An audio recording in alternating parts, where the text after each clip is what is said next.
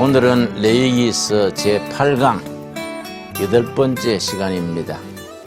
지난번 7강에서 레위기 1장 1절과 2절 말씀 읽고 성경에는 두 가지 전통이 있다는 소개를 했습니다. 회막 전통, 예루살렘 성전 전통. 회막을 영어로는 텐트 오브 미팅, 만남의 천막. 하나님께서 자기 백성들과 만나는 천막, 이 회막입니다. 이 회막에서 백성과 만나서 백성들과 대화하시고 교제하시고 죄를 사하시고 회막 전통을 민중 전통 그럽니다.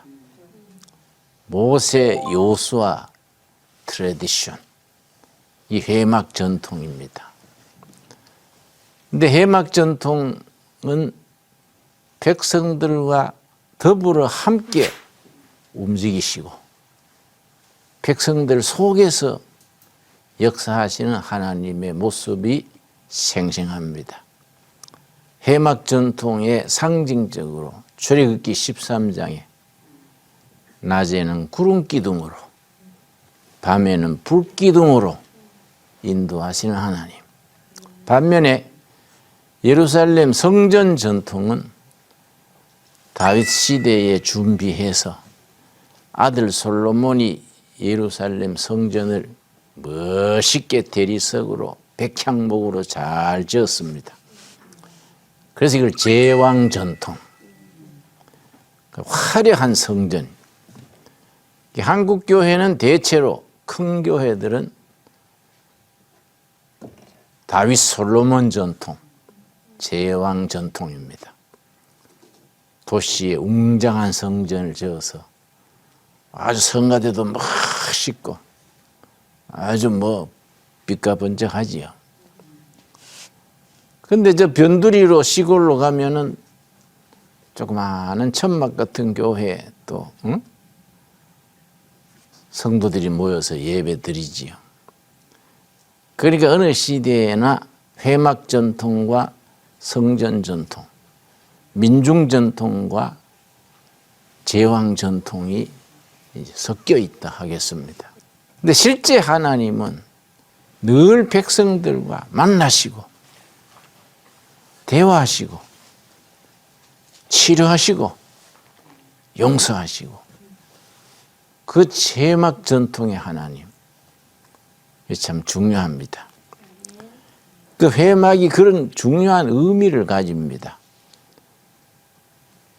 이스라엘 12지파가 이동을 하는데 동서남북의 각 세 지파씩 12지파 자리가 정해져 있어요.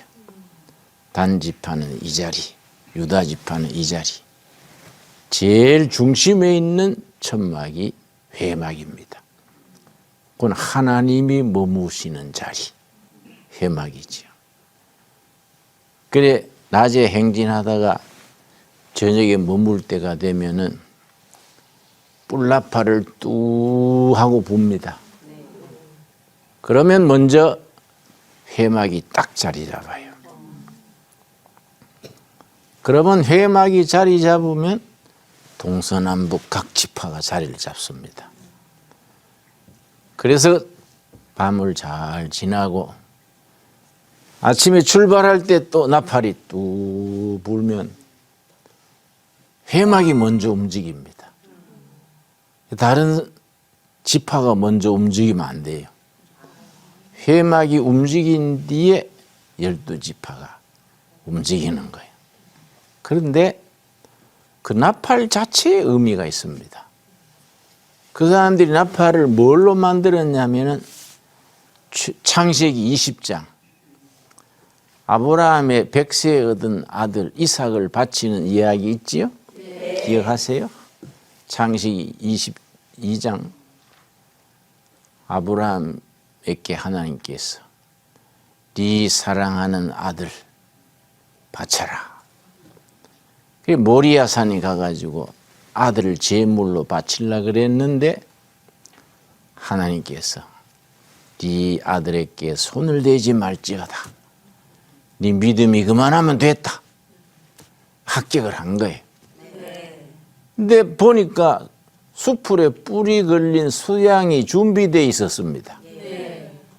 하나님이 준비하셨다. 이걸 히브리어로 여호와 이레, 여호와 이레, 하나님이 준비하셨다. 여러분 가정이나 섬기는 교회나 꼭 필요한 것을 하나님이 때를 따라 준비하신 줄 믿습니다. 아멘. 이걸 여호와 이레 신앙 그래요. 여호와 이레 수풀의 뿌리에 걸린 수디양이 준비되어 있었어요. 그걸 아들을 대신하여 제물로 드렸습니다. 창세기 22장 기억나시죠? 네. 그래서 이스라엘 백성들이 나팔 불 때, 아침에 출발할 때, 저녁에 머물 때 그 나팔이 반드시 수양의 뿔을 가지고 만든 나팔이에요. 창세기 22장 그 본문에서 나팔을 만들 때 수양 뿔로 만드는 거예요. 그리고 또 불면 이제 움직이는데 제일 먼저 움직이는 것이 회막이에요. 회막을 이제 영어로는 타버나클 그러기도 하고 텐트 오브 미팅, 만남의 천막이라고 하는데 늘 하나님이 자기 백성과 동행하시는 거예요. 이 회막 전통, 민중 전통을 실감나게 쓴 부분이 스바냐 3장 17절입니다. 여러분 찾아보겠습니다. 1309페이지 스바냐 3장 17절. 여러분 성경 찾으실 때 천천히 찾아야 더 빨리 찾지. 서두르면 잘못하면 책장 찢기고 오히려 잘 못 찾습니다. 1309페이지 스바냐 3장 17절 말씀에 백성들과 더불어 움직이시고 행동하시고 만나시고 대화하시는 하나님, 거기에 잘 기록되어 있습니다. 스바냐 3장 17절. 너의 하나님 여호와가 너의 가운데 계시니, 가운데 계시니, 거기에 줄을 칩시다. 가운데 계시니. 이걸 잘못 이해하면은 너희 심령 가운데 계시니 이래 생각하기 쉽습니다. 그게 아니에요. 우리 회막이 12지파 맨 가운데 있었지요? 네. 그걸 의미하는 거예요. 우리 살아가는 삶의 가장 중심에, 삶의 현장에 하나님이 계시는 거예요. 이걸 영어로 표현하면 in my heart, 내 심령 속에가 아니고 내 살아가는 삶의 현장, 살아가는 삶의 현장 가운데 가장 중심에 하나님이 계신다. 이해 갔지요? 이 의미가 중요합니다. 가정생활, 직장생활, 마을생활, 살아가는 삶의 현장 한가운데 하나님이 계신 모습이 광야 40년 하나님께서 가장 중앙에 있는 만남의 천막, 회막에 계시던 하나님의 이미지, 상징이 연결되는 거예요. 가운데 계시니 그는 구원을 베푸실 전능자이시라. 이거는 말을 줄여서 달리 표현하면 해결사 하나님. 우리 삶의 현장 한가운데서 모든 문제를 해결해 주시는 하나님. 인생 사는 게 쉽지 않잖아요. 네. 쉬운 인생은 없습니다. 그렇죠. 여러분, 가난한 사람, 굶는 사람은 배고파서 힘들지요? 네. 부자들은 또 너무 먹어서 살 빼느라고 힘들어요. 내가 어떤 자매님이 나한테 와서 안수기도 해달라 그래서 기도 제목이 뭐인지요? 그랬더니 다이어트 좀 하려고요. 그래 뭐라 했어요. 운동하고 좀 적게 잡수지 시큼 먹어놓고 목사한테 안수기도 빼려고 하면 돼요. 그랬더니 이거 목사님 무한하게 왜 그래 말씀하십니까? 좀 무한해야 되겠구만. 응? 운동하고 먹는 거 조절하고 해서 살을 조정해야지. 하나님이 살 빼는 하나님이 어디 있냐고. 안 그렇습니까? 응? 우리 하나님은 우리 삶에 부딪히는 역경, 시련, 시험, 해결사 하나님. 우리 하나님은 우리 삶의 현장 가운데 계시면서 억울한 일 당할 때, 슬픈 일 당할 때, 기막힌 일 당할 때 해결사 하나님, 우리 하나님으로 찬양할 수 있기를 바랍니다. 그 다음 말씀. 그가 너로 말미암아 기쁨을 이기지 못하시며, 하나님이 자녀된 우리가 열심히 살아가는 것을 기뻐하시는 것.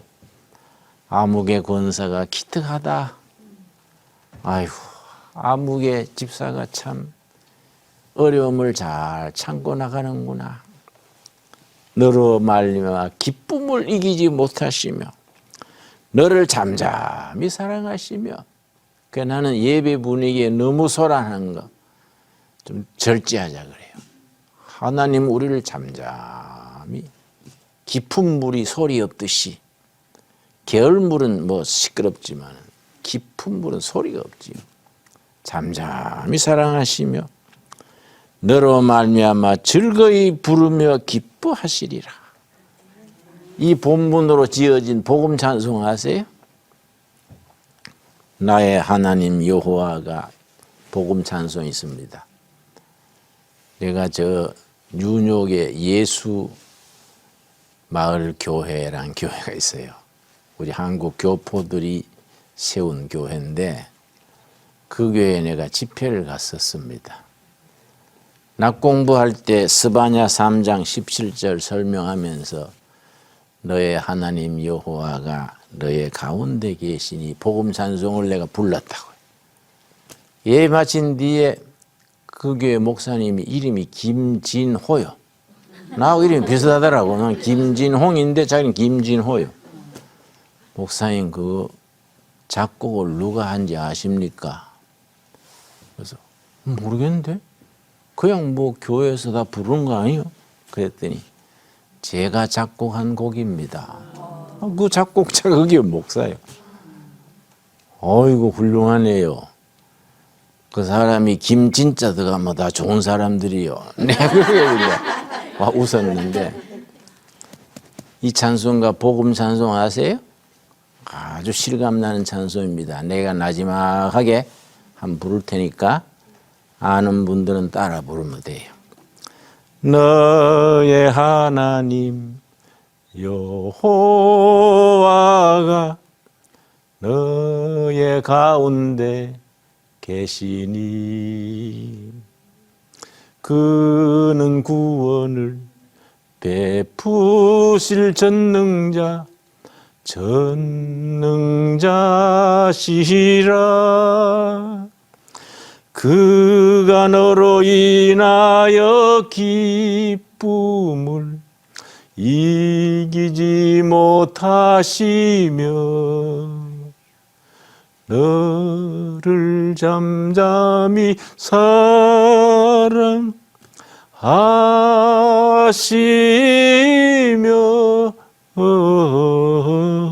즐거이 부르며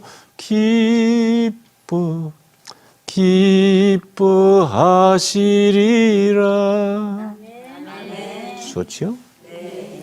이 찬송 부르면서 이 구절 암송하는 거예요. 너의 하나님 여호와가 우리 삶의 가장 중심, 가정생활, 부부생활, 일터, 교회 한가운데 하나님이 계시는 거예요. 그냥 계시는 게 아니라 해결사 하나님으로 부닥치는 시험, 환난, 억울한 거, 답답한 거, 약한 거 해결해 주신다. 이 말씀 붙들고 살아갈 수 있기 바랍니다. 그런데 구약의 스바냐 3장 17절하고 짝을 이루는 신약의 말씀이 있어요. 요한복음 1장 14절 우리 한번 찾아봅시다. 이게 다 레위기 1장 1절에 회막에서 이스라엘 백성들과 만나시고 동행하시고 대화하시는 하나님 전통, 민중 전통에 아주 이어지는 말씀이지요. 요한복음 1장 14절 말씀. 말씀이 육신이 되어, 우리 기독교 신앙을 말씀의 신앙이라 그러지요? 우리 신앙이 말씀 중심의 신앙입니다. 그런데 말씀에는 세 가지가 있어요. 세 가지. 말씀의 신앙, 말씀의 교회, 그럴 때 말씀에는 세 가지. 첫째는 육신이 된 말씀. 하나님이신 말씀이 사람의 육신이 됐어요. 그게 누구겠습니까? 예수 그리스도. 지금 바로 그 말이요. 말씀이 육신이 되어 누구라고요? 예수님. 두 번째 말씀은 기록된 말씀. 성경이요, 성경. 기록된 말씀. 세 번째는 선포되어지는 말씀. 설교요, 설교. 여러분 교회 목사님, 전도사님의 선포하는 말씀. 그래서 교회는 아무데나 가는 거 아니야. 말씀이 제대로 선포되어지는 교회를 가야지요. 그 전도해가지고 집 가까운 교회 나가십시오. 나는 그 반대해요. 집 가깝다고 나가는 게 아니다. 잘못하면 통일교회 가면 안 되잖아요. 요새 뭐 신천지인가 구천지인가 뭐 있잖아요. 그런 데도 가면 안 되잖아요. 골라서 가야 돼. 왜냐? 나와 후손들의 영혼을 의탁하는 교회인데 신중해야지요. 그죠? 네. 말씀이 바로 선포돼야 돼. 성경적으로, 신학적으로, 상식적으로. 그 집 가깝다고 교회 가는 거는 비유하자면 처갓집 가깝다고 앞집 처자하고 결혼하는 거 한 거지. 응? 이게 말씀, 선포되어지는 말씀. 그래서 좋은 설교자는 딴 거 아니에요. 말 잘하는 게 좋은 설교자가 아니지. 성경 말씀을 바르게, 구원 역사를 바르게, 제대로 가르치고 제대로 배우는 신앙생활이어야지요. 자, 말씀의 신앙의 말씀은 세 가지가 있다. 첫째, 육신이 된 말씀 누구라고요? 예수님. 기록된 말씀 뭡니까? 성경. 선포되어지는 말씀, 설교. 자, 14절 요한복음 1장 14절 다시 읽습니다. 말씀이 육신이 되어 우리 가운데 거하심에, 같은 말이에요. 스바냐 3장 17절과 같은 내용이에요. 우리 가운데 거하심에, 우리 심령 가운데가 아니에요. 삶의 현장 한가운데. 그래서 영어 성경에는 우리 가운데 거하심에를 어떤 영어 성경은 뭐라고 번역했냐면 말씀이 육신이 되어 우리의 가운데 천막을 치심에, 회막 전통을 말하는 게 천막을 치심에, 그거는 광야 40년 동안 가장 중심의 천막이 누구 천막입니까? 하나님의 머무시는 그 천막이에요. 예수님도 우리 살아가는 삶의 가장 중심에 천막 치고 와서 계시는 거예요. 여러분 섬기는 교회에 교인들이 여러 곳에서 모이는데 살아가는 집들이 있지요. 제일 가운데 집이 누가 사는 집이라는 겁니까? 예수님의 집이라는 거예요. 말씀이 육신이 되어 우리 가운데 천막을 치고 와서 사심에, 이 말이에요. 우리가 그의 영광을 보니 아버지의 독생자의 영광이요. 마지막에 뭐라 그랬습니까? 은혜와 진리가 충만하더라. 은혜 충만, 진리 충만. 합쳐서 성령 충만이에요. 그런데 어떤 교회는 은혜는 충만한데 진리가 약해. 그럼 막 뜨거운 것 같은데 깊이가 없어요. 어떤 교회는 진리는 충만한데 은혜가 약해. 그러면 아주 뭐 조용하게 가지고 반듯한 것 같은데 힘이 없어. 능력이 없어요. 예배 시간에 자는지 깼는지 축도 마치고 일어나는 거 보면 안 잤구나 싶은데 너무 조용해. 사람들 사는 동네 제일 조용한 곳이 어디입니까? 공동묘지지. 공동묘지 가면 공동묘지 조용하잖아요. 응? 교회가 조용하다고 되는 게 아니야. 막 뜨겁고 열기가 있고 열정이 있고 이 은혜예요. 근데 은혜만 넘치다가 교회가 무질서해지면 안 된다. 그냥 신학교 다닐 때 우리 동기생이 섬기는 교회가 무슨 베델 교회인가 있었어요.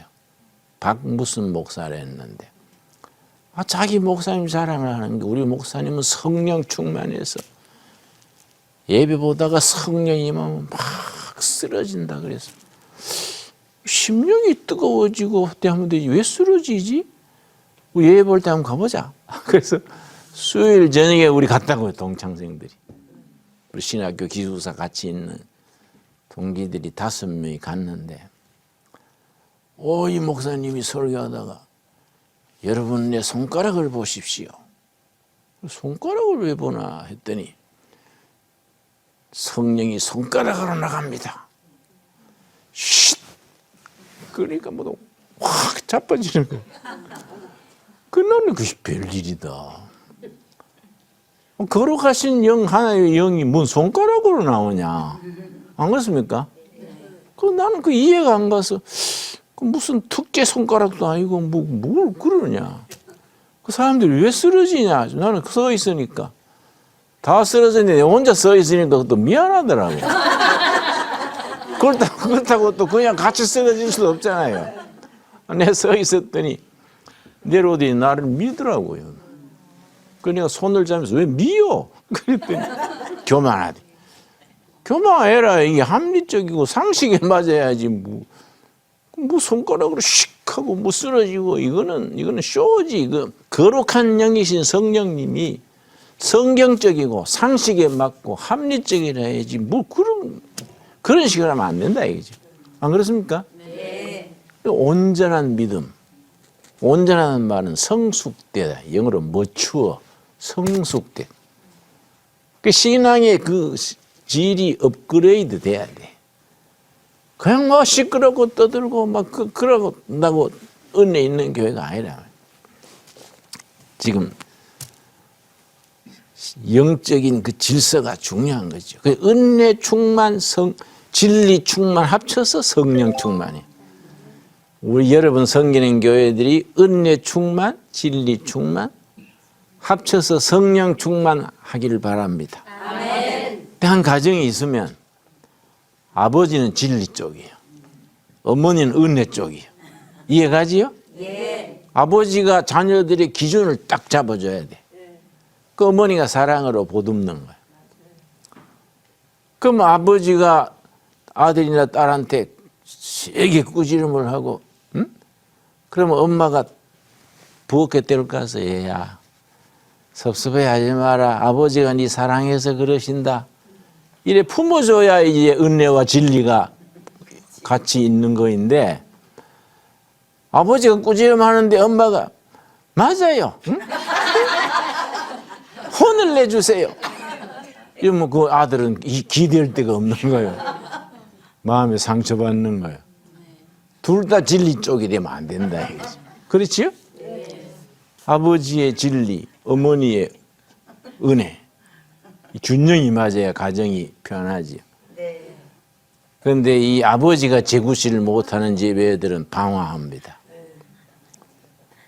아버지가 직장 갔다 와가지고 그냥 텔레비나 보고 배 실실 문지르면서 괜히 공부하는 딸 불러가 애야 저 가수 이름 뭐이지? 이러면 그 아버지가 진리가 없는 거예요. 애들이 배울 게 없는 거예요. 그 가정이 중요하지요. 우리 교회 가정은 아버지가 반듯하게 진리 딱 세워주고 어머니가 다 사랑으로 은혜로 품어주고 은혜와 진리가 함께 균형을 이루는 바로 이 성경 말씀이 그 말이지요. 말씀이 육신이 되어 우리 가운데 거하심에 우리가 살아가는 동네 맨 가운데 천막 치고 계시매 예수님이 사는 집을 들다 보니 은혜와 진리가 충만하더라. 아멘. 이해가지요? 네. 이게 우리 마음속에 잘 박힌 못처럼 딱 마음에 박혀야 돼요. 자, 레위기 11장 우리 보겠습니다. 레위기 11장. 레위기 11장을 음식 규례 그래요. 음식 규례. 먹어서 깨끗한 음식, 몸에 좋은 음식과 나쁜 음식을 구분해서 가르쳤습니다. 레위기 11장 1절. 여호와께서 모세와 아론에게 말씀하여 이르시되 2절. 레위기 11장 2절. 레위기 11장을 무슨 장이라 한다고요? 음식장. 성경에는 먹어서 좋을 음식과 나쁜 음식을 레위기 11장에 가르치신 거예요. 물론 구약시대 얘기니까 그대로 할 필요는 없지요. 지금 은혜 시대니까. 그러나 참고를 해야지. 그렇지요? 네. 하나님이 괜히 그렇게 가르친 게 아니고 거기에 의미가 있어서 가르쳤으니까 우리가 공부를 해서 특별히 여러분은 주방에서 음식을 하니까. 그런데 우리 교인 중에 전에 교인 중에 아주 가정에는 위암이 전통인 가정이 있어요. 위암이. 줄줄이 위암이요. 그 내가 위암으로 죽은 사람 그 가정에 장례 끝내고 장례 다 끝난 데는 가정 예배까지 보고 끝나거든요. 저녁에 가서 가정 예배를 드렸는데 마치고 식사를 차려주더라고요. 그 식탁을 보고 아하, 이 집에 위암이 많게 돼 있구나. 음식이 너무 맵고 너무 짜고. 응? 나는 그거 못 먹겠어요. 나는 아주 음식이 매운 거, 짠 거 싫어합니다. 아주 음식 자체가 내가 보니까 식탁이 아주 너무 거칠더라고요. 그래서 내가 주부 불러가지고 가르쳤어요. 식탁을 바꾸세요. 아이고, 어때부터 내려오던 시어머니 때부터 방식이라서 시어머니 생각하지 말고 자식들 생각해서 고치세요. 음식 이러면 안 됩니다. 가르쳤어요. 여러분, 2절에 뭐라 그랬습니까? 이스라엘 자손에게 말해 이르라. 육지의 모든 짐승 중 너희가 먹을 만한 생물은 이러하니. 생물 중에 먹을 만한 생물. 이 중에 보면은요, 뭐 하나 다 읽을 수는 없고. 7절 말씀. 돼지는 굽이 갈라져 쪽발이로 돼 책임지를 못함으로 너희에게 부정하니. 그래 그 지역에서는 돼지고기를 먹지 말라 그래요. 그래 내가 상식적으로 생각해 보니까 돼지고기가 빨리 부패해요. 돼지고기는 빨리 상합니다. 근데 그 더운 지방에 물도 귀하고 한데 돼지고기가 빨리 상하면 식중독 걸리기 쉽지요. 그 식중독 걸린 것을 레위기서에서는 하나님이 기뻐하지 않으신다. 하나님의 영광 가리운다. 그래서 식중독을 잘 일으킬 수 있는 음식은 피하게 했어요. 아마 내 생각에 돼지고기도 그 중에 하나가 아닐까. 10절 말씀. 자, 9절부터. 물에 있는 모든 것 중에서 너희가 먹을 만한 것은 이것이니 강과 바다와 다른 물에 있는 것 중에서 지느러미와 비늘 있는 것은 너희가 먹되 지느러미와 비늘 있는 색소는 마음 놓고 먹으라. 생선은. 그런데 10절. 물에서 움직이는 모든 것과 물에서 사는 모든 것 곧 강과 바다에 있는 것으로서 지느러미와 비늘 없는 모든 것은 너희에게 가증한 것이라. 가증이란 말은 극히 해롭다 그 말이에요. 지느러미와 비늘 없는 고기는 극히 해롭다. 먹지 말아라. 딱 떠오르는 생선이 뭐 있습니까? 장어, 안하고 뭐 이런 거 있지요? 대체로 그런 생선은 미끈미끈해요. 그런 게 정력에 좋다고 사람들이 먹는데 사실은 그게 콜레스테롤 덩어리다. 그러니까 기독교 문화권에서는 성경에 이렇게 돼 있으니까 내용을 잘 모르고 옛날에 안 먹었지요. 그런데 요즘 현대과학이 조사를 해보니까 감탄하는 거예요. 그 옛날에 수천 년 전에 장어 같은 게 콜레스테롤 덩어리인 줄 어떻게 알았을까? 그 먹지 말아라, 해롭다, 가증하다. 그런데 우리가 뭐 율법 시대가 아니니까 그대로 다 지킬 게 없지요. 알고 1년에 한두 번 어쩌다 먹는 게야 괜찮지요. 그러나 이걸 왜 그런 말씀하셨는지 우리가 알아야 돼. 콜레스테롤이 과잉되면 혈관이 약해지고 고혈압, 당뇨되고. 그래서 나는 나이 지금 77인데 당뇨도 없고 고혈압도 없어요. 음식을 가려 먹고 깨끗하게 하니까. 근데 내가 목회자들은 그 당뇨가 많습니다. 신방 가서 자꾸 먹으니까. 한 집에 가서 잘 정심 대접 받았는데 그 집에 가면 또 한 상 차려놓는 거예요. 난 절대 안 먹지. 근데 목사님들이 뭐 그냥 지낼 수 없어요. 가정주부가 목사님 앞에 집은 장로님 집 부자라고 드시고 우리는 가난하다고 안 드세요. 어제 잠도 안 자고 식탁 준비했어요. 그러면 막 안 먹을 도리가 없다는 거예요. 아이, 순교할 작정하고 먹자.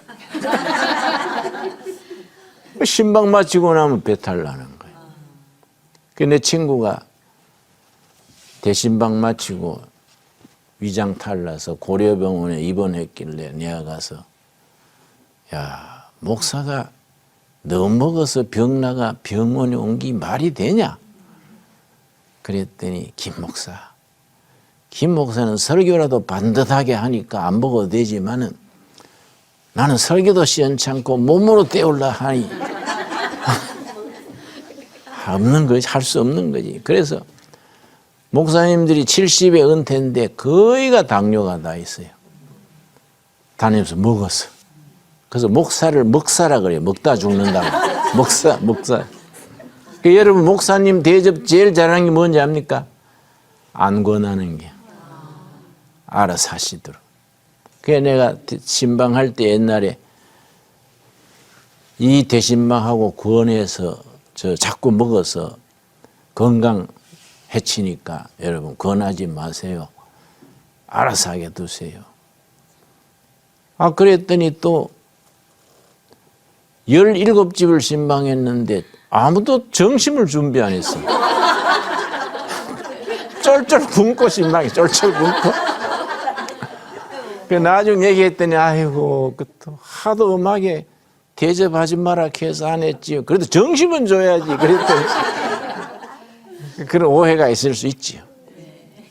이 음식 절제가 중요합니다. 그래서 나는 옛날에 대학생 시절에 위장병을 앓았기 때문에 절제해서 고친 거거든요. 그래서 나는 식사에 딱 규칙이 있습니다. 삼식, 삼금. 삼식은 천천히 먹는 서식, 적게 먹는 소식. 그래서 나는 밥 먹다가 한 숟갈이 남아도 배부르면 수저 놔버려요. 그러니까 소식 적게 먹어야 돼. 적게 먹으면 언제든지 더 먹으면 있지만은 과식해 놓으면 골치 아픈 거예요. 그러고 정식, 정한 식사를 정한 시간에, 정한 양을 정한 시간에. 첫째는 서식 천천히. 그래서 나는 다른 사람보다 식사 시간이 2배 이상 길어요. 의학적으로는, 과학적으로는 식사 시간이 20분 지나야 위장에서 자동 조종하는 거예요. 식사 됐다, 안 됐다. 20분 천천히 식사하면은 몸에서 자동적으로 그만 먹는 신호가 와요. 수저 넣지요. 근데 우리나라는 식사 습관이 군대식으로 빨리 먹잖아요. 3분 만에 5분 만에 휘딱 먹으니까 뭐 양을 조정 못하지. 천천히. 그 나는 음식 한 숟갈 입에 들어가면 입에서 꿀처럼 달아요. 꼭꼭 씹으니까 그렇게 음식이 좋아요. 그 나는 밥 먹는 시간에 행복해요. 입에서 다니까. 그 대신에 딱 적게 먹지. 천천히 먹고. 삼금이 있어요. 삼금. 그걸 뒤집어 놓은 삼금이 세 가지 금하는 거. 속식, 빨리 먹는 거. 둘째는 과식. 그래서 과식하는 사람하고는 결혼하지 말라. 과부될 가능성이 많다. 과식하는 사람은 영혼이 없다. 그런 말이에요.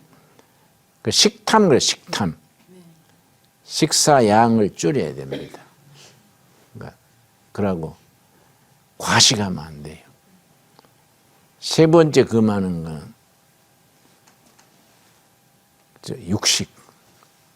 고기를 먹지 말라는 게 아니라 채소를 주로 먹고 육식은 가끔 먹어야지.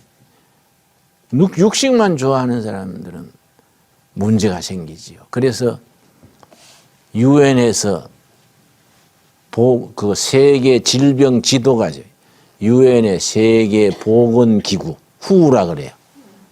WHO 보건기구에서 세계 질병 지도가 나온 게 있습니다. 각 대륙 각 나라에 무슨 병이 많으냐.